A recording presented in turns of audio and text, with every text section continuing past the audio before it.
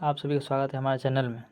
आज प्रकाश के परावर्तन और अपवर्तन के मोस्ट इम्पोर्टेंट क्वेश्चन लेकर आ चुके हैं। तो चलिए दोस्तों स्टार्ट करते हैं।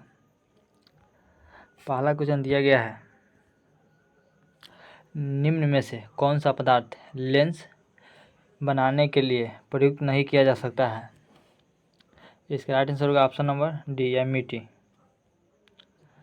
चलिए दोस्तों आगे बढ़ते हैं। अगला क्वेश्चन है, एक उत्तल लेंस की क्षमता एक डायऑप्टर है तो उस लेंस की फोकस दूरी होगी। इसका राइट आंसर होगा 100 सेंटीमीटर, यानी ऑप्शन नंबर सी इसका राइट आंसर है। चलिए दोस्तों आगे बढ़ते हैं। 3 नंबर क्वेश्चन देखते हैं। किसी बिंब का वास्तविक तथा समान साइज का प्रतिबिंब प्राप्त करने के लिए बिंदु को उत्तल लेंस के सामने कहाँ रखा जाना चाहिए? इसका राइट आंसर होगा ऑप्शन नंबर बी, फोकस दूरी की दुगुनी दूरी पर। ऑप्शन नंबर बी इसका राइट आंसर है। चलिए दोस्तों आगे बढ़ते हैं। किसी गोलीय दर्पण तथा किसी पतले गोलीय लेंस दोनों की फोकस दूरियां -15 सेंटीमीटर है। दर्पण तथा लेंस संभवतः है। इसका राइट आंसर होगा ऑप्शन नंबर ए, यानी दोनों अवतल। चलिए दोस्तों आगे बढ़ते हैं। 5 नंबर क्वेश्चन है, प्रकाश के अपवर्तन के कितने नियम हैं? इसका राइट आंसर होगा ऑप्शन नंबर बी, यानी 2। चलिए दोस्तों आगे बढ़ते हैं।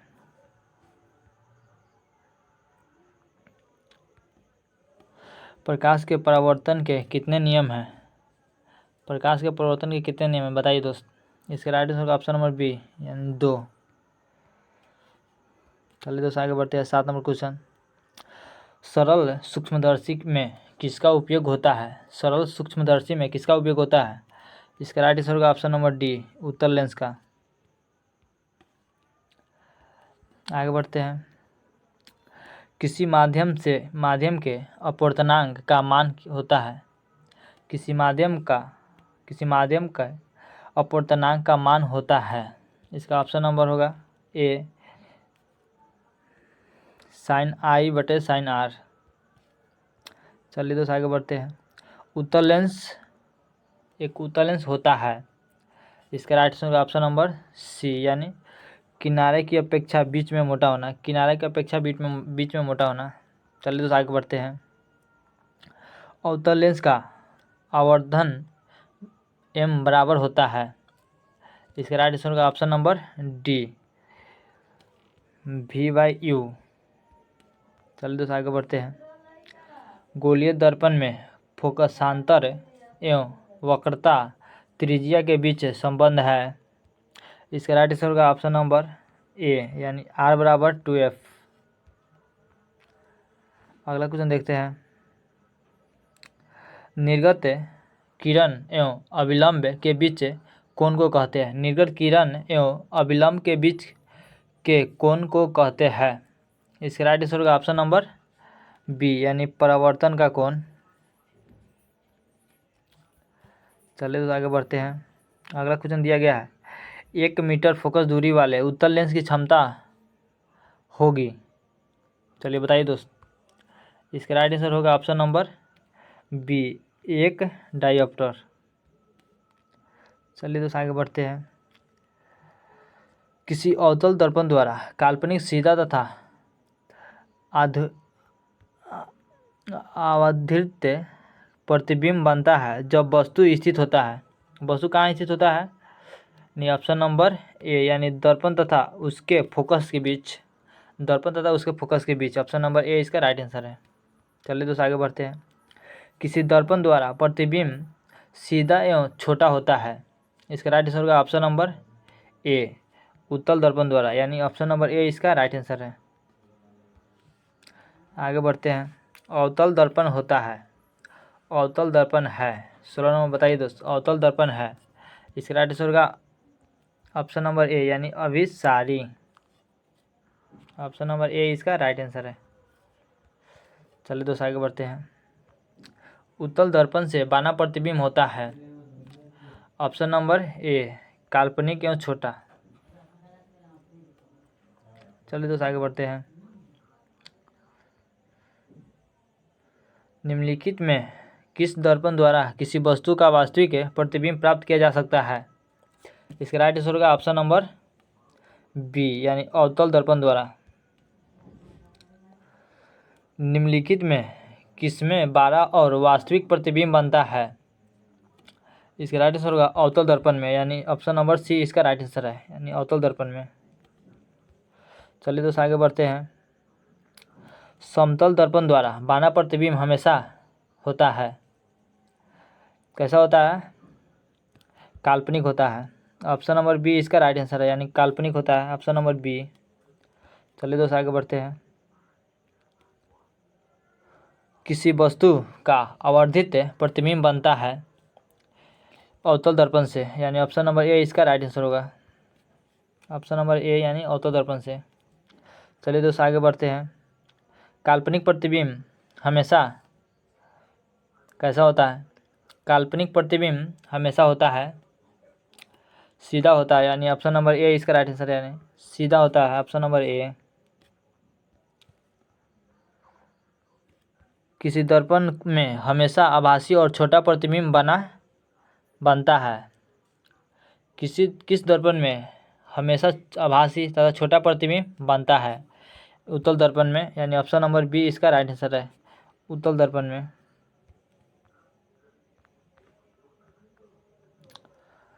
चलो आगे बढ़ते हैं।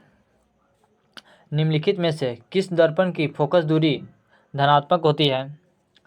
इसका राइट आंसर होगा ऑप्शन नंबर बी यानी उत्तल दर्पण में, ऑप्शन नंबर बी इसका राइट आंसर है।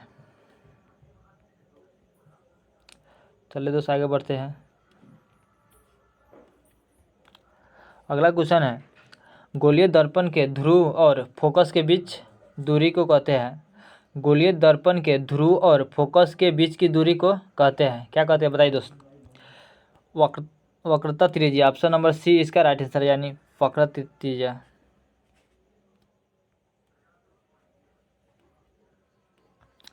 अगला क्वेश्चन है, हजामत बनाने के लिए प्रयोग किया जाता है?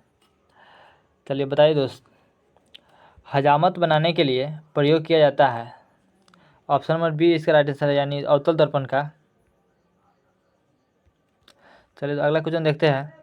सोलर कुकर में प्रयोग किया जाता है, सोलर कुकर में प्रयोग किया जाता है उत्तल दर्पण का यानी ऑप्शन नंबर बी इसका राइट आंसर होगा, उत्तल दर्पण का। चलिए तो आगे बढ़ते हैं।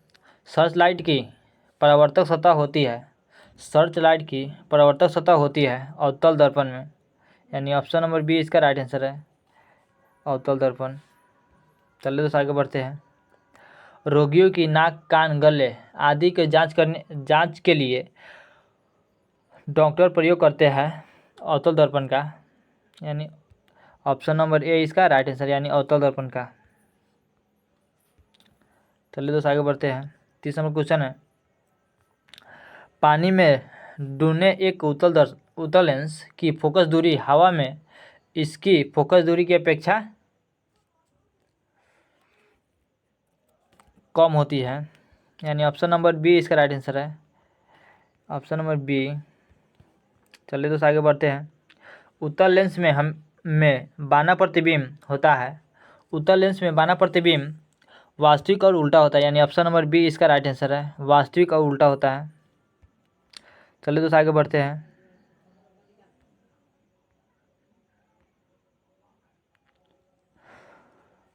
बत्तीस नंबर क्वेश्चन देखते हैं। उत्तल लेंस द्वारा काल्पनिक प्रतिबिंब बनता है जब बिंब फोकसांतर से कम दूरी पर रहता है यानी ऑप्शन नंबर बी इसका राइट आंसर है, ऑप्शन नंबर बी। चलिए दोस्तों आगे बढ़ते हैं। लेंस की क्षमता होती है बताइए दोस्त? फोकस दूरी की व्युत्क्रम में फोकस दूरी की उल्टा यानी ऑप्शन नंबर सी इसका राइट आंसर होगा। चलिए दोस्तों आगे बढ़ते हैं। 34 नंबर क्वेश्चन है, उत्तल लेंस में जब बिंब फोकस और दुगुनी फोकस के बीच रखा जाए, एफ और 2f के बीच रखा जाए तो उसका प्रतिबिंब बनेगा 12 और वास्तविक यानी ऑप्शन नंबर ए इसका राइट आंसर होगा, 12 और वास्तविक। चलिए तो आगे बढ़ते हैं। दो वक्रीय पृष्ठ से घिरे ठोस माध्यम को कहते हैं। दो वक्रीय पृष्ठों से घिरे ठोस माध्यम को कहते हैं गोलीय लेंस, यानी ऑप्शन नंबर सी इसका राइट आंसर होगा, यानी गोलीय lens, option number C. 36 number है, किस लेंस का उपयोग कर दीर्घ दृष्टि दोष से संशोधित किया जा सकता है? चलिए बताइए तो 36 नंबर क्वेश्चन, यानी उत्तर लेंस का, ऑप्शन नंबर बी यानी उत्तर लेंस का। चलिए दोस्तों आगे बढ़ते हैं। नई कार्तीय चिन्ह परिपाटी के अनुसार दर्पण के सामने रखे गए बीच की दूरी ली जाती है। चलिए बताइए दोस्त, इसका राइट आंसर होगा ऑप्शन नंबर बी यानी ऋणात्मक, ऑप्शन नंबर बी इसका राइट आंसर होगा। चलिए दोस्त आगे बढ़ते हैं। प्रत्येक लेंस के दो वक्रता केंद्र होते हैं क्योंकि प्रत्येक लेंस के दो वक्रता केंद्र होते हैं क्योंकि लेंस की दो वक्र सतह होती है। ऑप्शन नंबर ए इसका राइट आंसर होगा, ऑप्शन नंबर ए, लेंस की दो वक्र सतह होती है। चलिए दोस्त आगे बढ़ते हैं। एक अवतल दर्पण की फोकस दूरी 10 सेंटीमीटर है, उसकी वक्रता त्रिज्या होगी, इसके right 20 centimetre, option number B इसका राइट आंसर होगा। चलिए दोस्त आगे बढ़ते हैं। एक गोलीय दर्पण की वक्रता त्रिज्या 28 सेंटीमीटर हो, इसकी फोकस दूरी होगी 14 सेंटीमीटर, यानी ऑप्शन नंबर सी इसका राइट आंसर होगा। अब चलो आगे क्वेश्चन देखते हैं। 10 सेंटीमीटर फोकस दूरी वाले एक अवतल दर्पण के सामने 20 सेंटीमीटर की दूरी पर एक बिंब रखने पर उसका प्रतिबिंब बनेगा दर्पण के वक्रता केंद्र पर, यानी ऑप्शन नंबर ए इसका राइट आंसर होगा, दर्पण के वक्रता केंद्र पर। तो आगे बढ़ते हैं, अगला क्वेश्चन देखते हैं। एक उत्तल लेंस से 30 सेंटीमीटर की दूरी पर एक बीम रखी गई है। लेंस से बराबर दूरी पर वास्तविक प्रतिबिंब बनता है। लेंस की फोकस दूरी ऑप्शन नंबर सी यानी 15 सेंटीमीटर, इसका राइट आंसर होगा 15 सेंटीमीटर, यानी ऑप्शन नंबर सी इसका राइट आंसर होगा। चलिए दोस्तों आगे बढ़ते हैं। अगला क्वेश्चन दिया गया है, एक उत्तल लेंस की फोकस दूरी 20 सेंटीमीटर है तो लेंस की क्षमता होगी यानी +5 डाईऑप्टर, यानी ऑप्शन नंबर बी इसका राइट आंसर होगा, +5 डाईऑप्टर। चलिए दोस्तों आगे बढ़ते हैं, अगला क्वेश्चन देखते हैं। प्रकाश तरंग का उदाहरण है, ऑप्शन नंबर सी इसका राइट आंसर होगा, यानी पराबैंगनी तरंग। चलिए दोस्तों आगे बढ़ते हैं। कौन सा लेंस अपसारी लेंस भी कहलाता है? अवतल लेंस, यानी ऑप्शन नंबर ए इसका राइट आंसर होगा, अवतल लेंस। चलिए दोस्तों आगे बढ़ते हैं। अगला क्वेश्चन दिया गया है, गोलीय दर्पण के परावर्तक पृष्ठ की वृत्ताकार सीमा रेखा का व्यास कहलाता है गोलीय दर्पण का द्वारक, यानी ऑप्शन नंबर डी इसका राइट आंसर होगा, गोलीय दर्पण का द्वारक, ऑप्शन नंबर डी। चलिए दोस्तों आगे बढ़ते हैं। निम्नलिखित में कौन उत्तल दर्पण की फोकस दूरी है जिसकी वक्रता त्रिज्या 32 सेंटीमीटर है? चलिए बताइए दोस्त, ऑप्शन नंबर सी यानी +16 सेंटीमीटर, या ऑप्शन नंबर सी इसका राइट आंसर होगा। चलिए दोस्त आगे बढ़ते हैं। यदि किसी बीम का प्रतिबिंब का आवर्धन ऋणात्मक है तो उसकी प्रतिबिंब की प्रकृति क्या होगी? ऑप्शन नंबर ए यानी उल्टा और वास्तविक, ऑप्शन नंबर ए इसका राइट आंसर होगा, उल्टा और वास्तविक। चलिए दोस्तों आगे बढ़ते हैं। 49 नंबर क्वेश्चन है, गोलीय दर्पण का परावर्तक पृष्ठ वक्रित हो सकता है अंदर या बाहर की ओर, यानी ऑप्शन नंबर सी इसका राइट आंसर होगा, ऑप्शन नंबर सी, अंदर या बाहर की ओर। चलिए दोस्तों आगे बढ़ते हैं, अगला क्वेश्चन देखते हैं। गोलीय दर्पण वह गोलीय दर्पण जो अंदर की तरफ है वक्रित हो सकता हो कहलाता है, क्या कहलाता है? चलिए बताइए दोस्त। इस अवतल दर्पण यानी ऑप्शन नंबर ए इसका राइट आंसर होगा। चलिए दोस्त आगे बढ़ते हैं, अगला क्वेश्चन देखते हैं 51 नंबर। वह गोलीय दर्पण जो बाहर की तरफ वक्रित हो कहलाता है। इसका राइट आंसर होगा ऑप्शन नंबर सी उत्तल दर्पण, यानी ऑप्शन नंबर सी उत्तल दर्पण। चलिए दोस्त आगे बढ़ते हैं, 52 नंबर क्वेश्चन देखते हैं।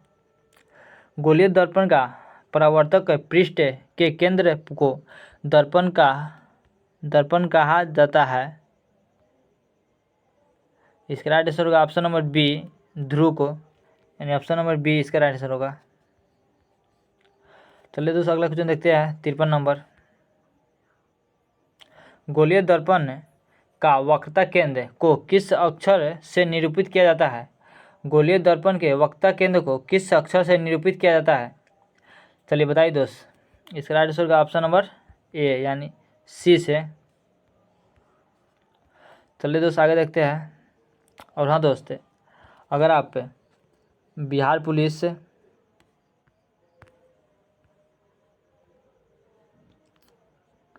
सॉरी दोस्त, आप बिहार पुलिस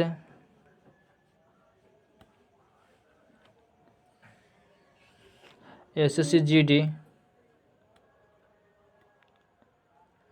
और बिहार एसएससी की तैयारी करना चाहते हैं तो हमारे चैनल के साथ जुड़े। हमारे चैनल का नाम है मिशन ट्रिक 2.0 और एक और चैनल है जिसका नाम है चंदन एम स्टडी।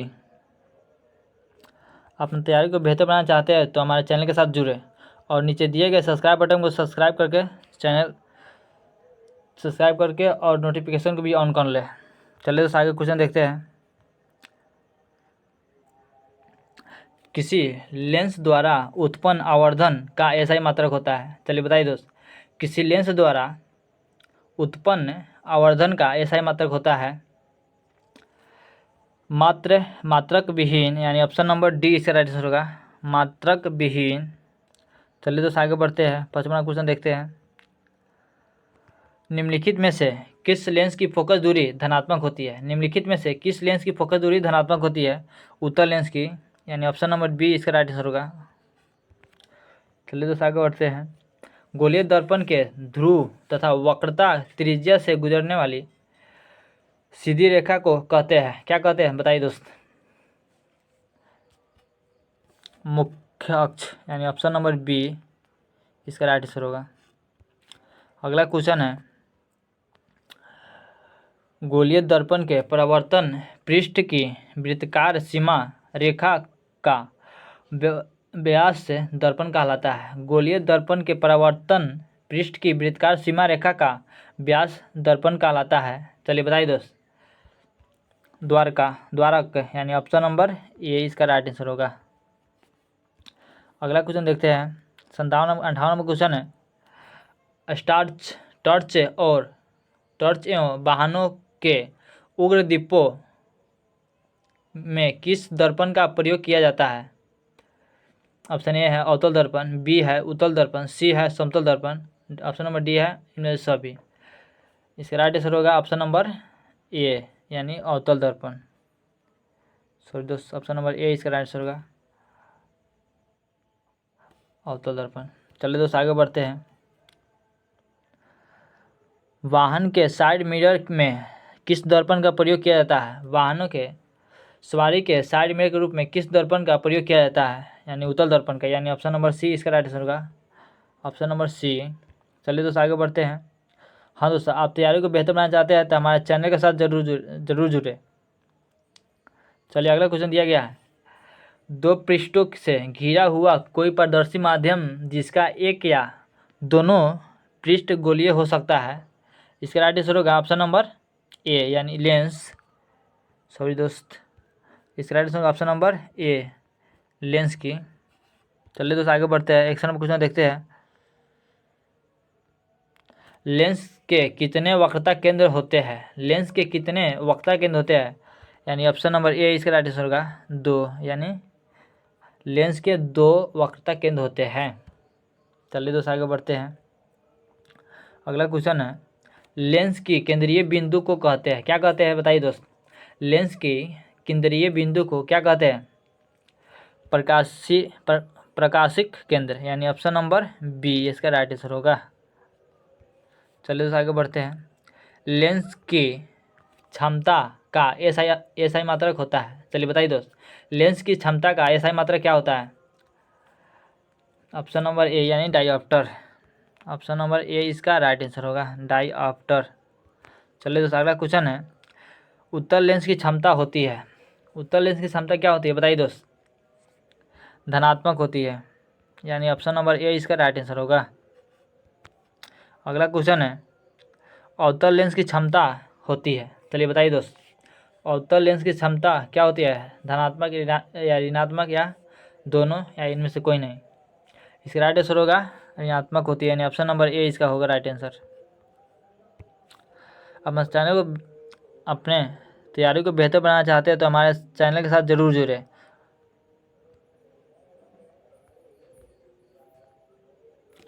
प्रकाश गमन करता है। चलिए बताइए दोस्त, प्रकाश गमन करता है सीधी रेखा में, तिरछी रेखा में, टेढ़ी मेढ़ी रेखा में, इनमें से कोई नहीं, यानी सीधी रेखा में। ऑप्शन नंबर ए इसका राइट आंसर होगा। प्रकाश हमेशा सीधी रेखा में गमन करती है। चलिए दोस्तों अगला क्वेश्चन है, जिस वस्तु से प्रकाश निकलता है उसे क्या कहते हैं? जिस वस्तु से प्रकाश निकलता है उसे प्रकाश स्रोत कहते हैं, यानी ऑप्शन नंबर ए इसका राइट आंसर होगा। अगला क्वेश्चन देखते हैं, प्रकाश के किरणों के समूह को कहते हैं। प्रकाश के किरणों के समूह को कहते हैं। चलिए बताइए दोस्त, क्या कहते हैं? किरण पुंज, यानी ऑप्शन नंबर बी इसका राइट आंसर होगा, किरण पुंज। अगला क्वेश्चन है, और ये बताने से पहले आप लोगों को यह निर्देश जरूर देना चाहता हूँ, अगर आप SSGD, बिहार पुलिस और बिहार SSC के लिए तैयारी करना चाहते हैं और बेहतर से बेहतर तैयारी करना चाहते हो तो हमारे चैनल के साथ जरूर जुड़े। हमारे चैनल का नाम है मिशन ट्रिक 2.0 और एक और चैनल है जिसका नाम है चंदन M स्टडी। इस चैनल पर हम एक एक टॉपिक के बारे में हर रोज़ एक वीडियो बनाते रहते हैं। चलिए दोस्त आपका लास्ट क्वेश्चन है, प्रकाश की किरणों का पथ दर्शाने वाले चित्र को कहा जाता है। प्रकाश के किरणों का पथ दर्शाने वाले चित्रों को क्या कहा जाता है? किरण आरेख, यानी ऑप्शन नंबर ए इसका राइट आंसर होगा। चलिए दोस्त आपको और आप पे SSCGD, बिहार पुलिस से और बिहार SSC तैयारी करना चाहते हैं तो हमारे चैनल के साथ जरूर जुड़े। हमारे चैनल का नाम है मिशन ट्रिक 2.0 और एक और चैनल है जिसका नाम है चंदन M स्टडी।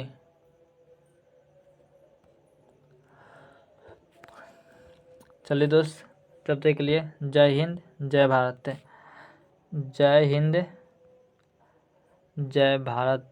फिर मिलते हैं अगले वीडियो में, जब तक के लिए जय हिंद। आज का टॉपिक है चंद्रयान और यह सभी सवाल SSC में पूछा गया है। आज का टॉपिक है टाइम एंड वर्क।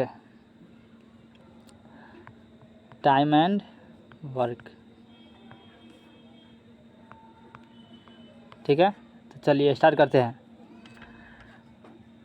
पहला क्वेश्चन दिया गया है, एक काम को 12 दिन में कर सकता है जबकि B उसी काम को 18 दिन में कर सकता है। A किसी काम को 12 दिन में कर सकता है, B उसी काम को 18 दिन में कर सकता है। चलिए इसका हम लघुत्तम लेंगे दोनों कोई का, 18 और 12 का लघुत्तम। एक ऐसा संख्या ढूंढिए जो 12 और 18 से कट जाए, यानी 36।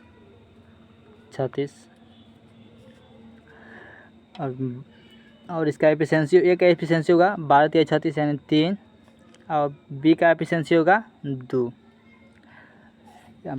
आगे देखते हैं, यदि वे एक साथ काम करते हैं तो कितने दिनों में ए और बी एक साथ मिलकर समान कार्य को समाप्त कर सकते हैं।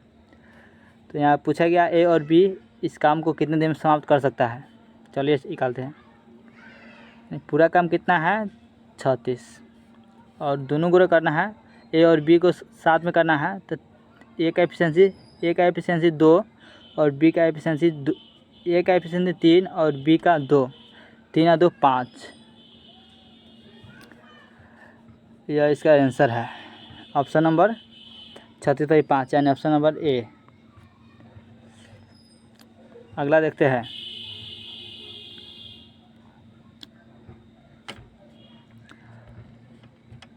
दूसरा नंबर क्वेश्चन है आदित्य एक काम को 24 दिन में कर सकता है।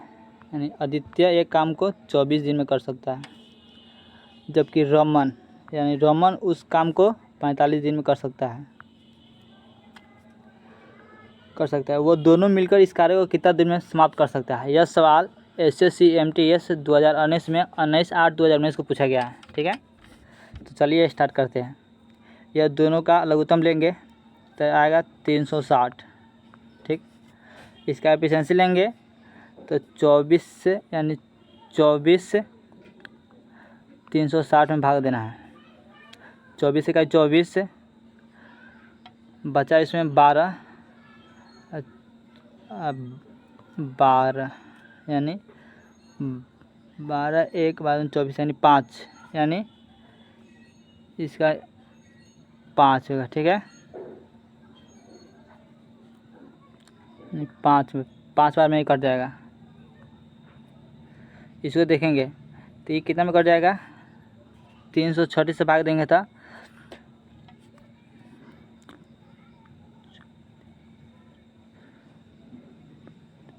8 बार में कट जाएगा। 8 बजे 40, 8 से को 32 और 4 36। ठीक है, ये बोल रहा है यहाँ पे वे दोनों मिलकर कितना दिन में पूरा कर सकता है। टोटल काम कितना है 360, या दोनों मिलकर 5 और 8 13, यानी 360/13। चलिए दोस्त, इसको सही कर लीजिएगा ऑप्शन नंबर डी, यानी यहाँ पे 13 होगा, गलती से लिखाया गया है, मिस्टेक है। चलिए आगे देखते हैं। 3 नंबर क्वेश्चन। एक किसी कार्य का 1/5वां भाग 4 दिन में करता है। बी उसी कार्य का 1/6वां भाग 5 दिन में करता है। और यदि वे एक साथ मिलकर कार्य करें तो वह कितना दिन में समाप्त कर सकता है। इस कार्य को कितना दिन में पूरा कर सकता है। यह सवाल SSC CPO 19/7/2020 में पूछा गया है। तो चलिए स्टार्ट करते हैं। एक किसी काम के 1/5 भाग 4 दिन में कर सकता है, यानी एक टोटल काम करवाने में इधर है, यानी 1/5 यानी 4 दिन में करता है, तो एक काम को 5 को 20 दिन में करेगा। ठीक है, चलिए इसको हटाते हैं। यानी एक काम को 20 दिन में करता है और बी 1/6 भाग को 5 दिन में पूरा करता है, तो यानी एक काम को वह पूरा एक टोटल काम को वह 6/30 दिन में पूरा करेगा। ठीक है, चलिए इसका एफिशिएंसी, इसका पहले लघुत्तम लेंगे। 30 और 20 का लघुत्तम 60 होगा। ठीक, इसका ए का एफिशिएंसी 20 × 60 यानी 3 और बी का एफिशिएंसी 30 × 60 यानी 2। ठीक है, यहाँ पे बोला गया है यदि वो दोनों एक साथ मिलकर कार्य को पूरा करें तो वह कितने दिन में समाप्त कर सकता है। तो चलिए, पूरा कार्य कितना है 60 और ए और बी दोनों मिलकर थे। ए का एफिशिएंसी 3 और बी का एफिशिएंसी 2, यानी 2 3 5, यानी इसको कटाएंगे तो 12, यानी आपका आंसर 12, ऑप्शन नंबर ए। चलिए आगे देखते हैं। 4था नंबर क्वेश्चन। ए किसी कार्य को अकेला 30 दिन में कर सकता है। बी उसी कार्य को 60 दिन में कर सकता है। यदि वे 5 दिन तक एक साथ कार्य करें तो वह कार्य का कितना हिस्सा शेष रह जाएगा। यानी ए किसी कार्य को 30 दिन में कर सकता है, बी उसी कार्य को 60 दिन में कर सकता है। इसका लघुत्तम लेंगे तो 60 होगा। ए का एफिशिएंसी 30 गुना 60 यानी 2 और बी का एफिशिएंसी 1, ठीक है। यानी ये दोनों 5 दिन एक साथ काम करते हैं, यानी 5 दिन एक साथ काम करते हैं। ए बी 2 1 3 यानी 15 काम कर लेते हैं उन्हें। तो इनसे टोटल काम में से 15 माइनस करेंगे तो यानी 45 काम बच गया। पूछ रहा है तो कार्य का कितना हिस्सा शेष रह जाएगा। बचा है 45 और पूरा काम कितना है 60। इसको घटाएंगे तो 15 या 45 5 को 60 यानी 3/4 आंसर 3/4 ऑप्शन नंबर सी होगा। और यह सवाल SSC/MTS 2019 में पूछा गया है। चलिए अगला देखते हैं 5 नंबर क्वेश्चन। ए एक कार्य को 20 दिन में जबकि ए और बी एक साथ मिलकर 15 दिन में। ए एक कार्य को 20 दिन में करता है। ए प्लस बी मिलकर उसको 15 दिन में करता है, ठीक है। ये दोनों का लघुत्तम 60 होगा, ठीक है। ए का एफिशिएंसी 3 और ए और बी दोनों का होगा 4। तो आगे पढ़ते हैं।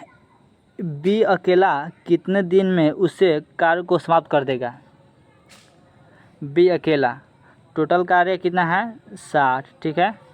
पूछ रहा है बी यानी 4 कितना का मान है, ए और बी का मान 4 है तो ए का मान 3 है। तो पूछ रहा है बी तो ए का मान 3 है तो 3 इसमें कितना जोड़ेंगे तो 4 हो जाएगा, 1 जोड़ेंगे तो यानी बी का मान 1 है, यानी यह 60 दिन में कर सकता है। यह ऑप्शन नंबर ए होगा इसका राइट आंसर।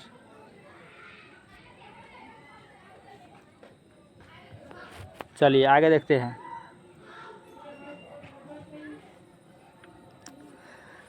पी और क्यू किसी कार्य को 12 दिन में, यानी पी और क्यू किसी कार्य को 12 दिन में कर सकता है और पी अकेला इस कार्य को 36 दिन में। और इसका लघुत्तम होगा 36, ठीक है। 12 को 36 से भाग देंगे, 36 में 12 से भाग देंगे तो एफिशिएंसी इसका 3 आएगा और इसका एफिशिएंसी 1 आएगा, ठीक है। ठीक, अगला पढ़ते हैं। क्यू अकेला उस कार्य का 2/3, पूरा काम कितना है 36 को 2/3 यानी 2/3 कितने दिन में समाप्त कर सकता है क्यू, यानी पी का मान 1 तो इसमें कितना जोड़ेंगे तब 3 आ जाएगा यानी 2, यानी क्यू का मान 2, ठीक है। चलिए 2 से 2 खत्म, 3 से 3 का 3 3 में 6 यानी 12 दिन, यानी इसका राइट आंसर होगा 12, ऑप्शन नंबर ए। चलिए अगला देखते हैं 7 नंबर क्वेश्चन। सी और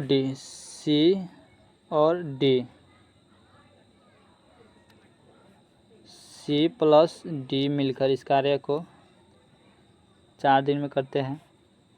सी अकेला उस कार्य को 12 दिन में करते हैं। ये दोनों का लघुत्तम होगा 12। तो पूछ रहा है यहाँ पे डी अकेले इस कुर्सी को कितना दिन में बना सकता है।